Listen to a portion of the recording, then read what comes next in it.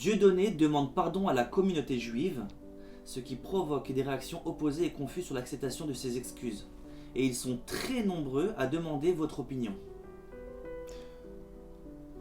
Effectivement, j'ai eu moi-même l'occasion de lire cette lettre de Dieudonné qui présentait ses excuses à la communauté juive parce qu'il prend sa retraite et retourne dans le pays de ses ancêtres et veut laisser un bon nom derrière lui. Il y a deux façons d'agir sur ce message qui a été écrit et qui est franchement un beau message. On ne peut pas le nier.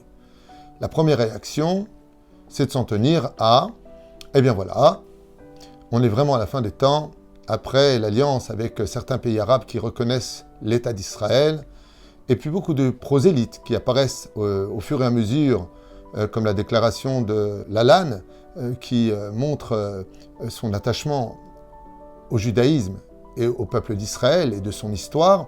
D'un coup, quelqu'un qui a fait beaucoup de dégâts pendant des années à travers ses sketchs présente ses excuses. On peut s'arrêter là et dire « Pourquoi aller plus loin que ça ?»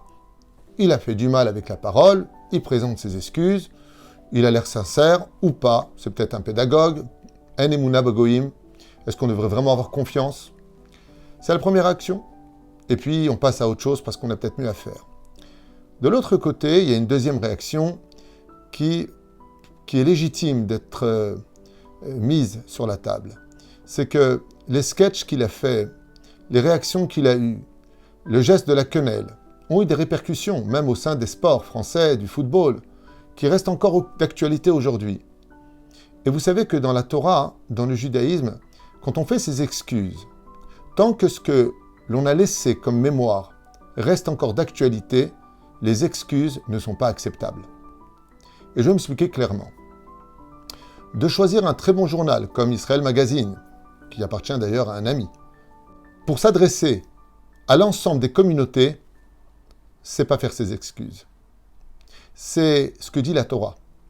Là où tu as fauté, là où tu as fait du mal, c'est sur mêmes endroits, ces mêmes lieux que tu dois t'adresser. Et non pas choisir un journal, combien même est-il bien ou pas bien, là n'est pas la question. Pour t'adresser à l'ensemble des juifs francophones qui ont été blessés, qui ont été, je dirais même, victimes de certaines agressions qui ont lieu en France, à cause de ce que tu as dit. Parce que tu as réveillé une haine de façon absolument publique. Un dévouement assez important. Donc de présenter, parce que tu pars à la retraite, tes excuses, ça peut être acceptable. Mais elles ne sont pas faites au bon endroit et elles ne sont pas faites comme il le faudrait. C'est au grand public, à la télévision, que tu devrais dire les choses. Comme tu n'as pas eu peur ni honte de le dire, te prétextant aujourd'hui que c'était des sketchs. Mais excuse-nous, on ne rigole pas, nous les Juifs, sur des cendres de personnes qu'on aimait plus que tout au monde, qui ont été lâchement assassinées avec une complicité hors du commun de toute l'Europe, pour aujourd'hui dire, au fait, vous savez, tous les dégâts que j'ai provoqués, cette haine, qui m'a coûté d'ailleurs beaucoup de procès, et même été rayé des réseaux sociaux, pour vous dire à quel point tout le monde a tenu compte de cela, avec une seule lettre sur un journal. Ce n'est pas possible, c'est pas comme ça que ça marche. Vous savez, j'aimerais faire une comparaison très intéressante avec un homme qui a lutté contre le judaïsme et qui a marqué l'histoire. Il avait vraiment un grand pouvoir. À cette époque, il s'appelle Yétro. En français, Jétro. Vous le retrouverez dans la Bible, dans le livre de Shemot. Et puis, cet homme-là a fait tchouva. C'était un homme de couleur. Il a fait teshuva. Ça veut dire qu'il a vraiment présenté ses excuses à Moshe Rabbeinu et à l'ensemble du peuple d'Israël. Il est venu manger avec le peuple d'Israël. Il est venu jusque là où se trouvaient les enfants d'Israël. Il n'a pas envoyé une missive. Il est venu vraiment montrer qu'il regrettait d'avoir participé, d'avoir été un conseiller de Pharaon. Et une grande question se pose, très intéressante. Comment se fait-il qu'on ne voit plus Yétro continuer avec Moïse et le peuple d'Israël dans les péripéties du désert? Aux sages de nous dire, écoutez bien, c'est très important. Cet homme des nations du monde, ce non-juif, qui a choisi par la suite de se convertir au judaïsme, puisque la Torah et les 10 commandements étaient donnés à son nom, dans la paracha de Yitro. Pourquoi on ne va plus avec Moshe? Moshe demande à Yitro de l'accompagner, et Yitro lui dit, quand on a cassé des choses, quand on a brisé des chemins, quand on a emmené les autres vers l'erreur, quand on les a emmenés à la haine du peuple d'Israël, je me dois de retourner sur tous les endroits où j'ai parlé pour réparer ce que j'ai fait. Et Yéthro, on ne le voit plus dans la Torah parce qu'il n'est plus avec Moshe. Il est retourné à Midian.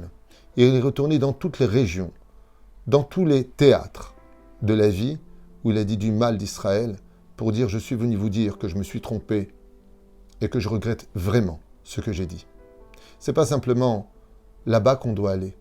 Mais si je devais te répondre à la David Twitou, ben je te dirais tout simplement que ce n'est même pas à nous les vivants simplement de lui pardonner le mal qu'il a dit de nous, mais à 6 millions de morts qui ont dû se retourner dans la tombe alors qu'il était en train de se moquer d'eux, de leur mort, et d'une certaine façon de banaliser, comme il le disait d'ailleurs dans ses sketchs, qui étaient très très bien écrits, bien réfléchis, combien nous sommes une banalité pour l'histoire, et plus que cela encore.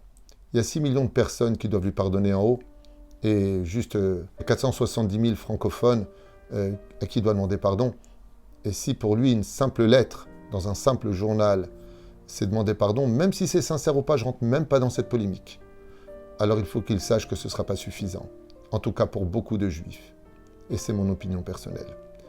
Il faut retourner là où tu es allé, ou au moins t'adresser à tout le monde, et dire, comme tu l'as fait avec beaucoup d'effronterie, beaucoup de moquerie, devant un journal télévisé, je tiens à être invité parce que j'ai des excuses à présenter à l'ensemble de la communauté juive de France pour tout le mal que j'ai dit, afin que toute cette délinquance, tout cet antisémitisme qui agresse par le regard, et plus que cela encore par le physique, des jeunes juifs qui passent sur le trottoir pour aller à la synagogue, une école juive ou tout simplement aller au travail, ne se retrouvent pas d'une certaine façon encore agressés par rapport à une trace que tu auras laissée, même si tu as disparu de la scène.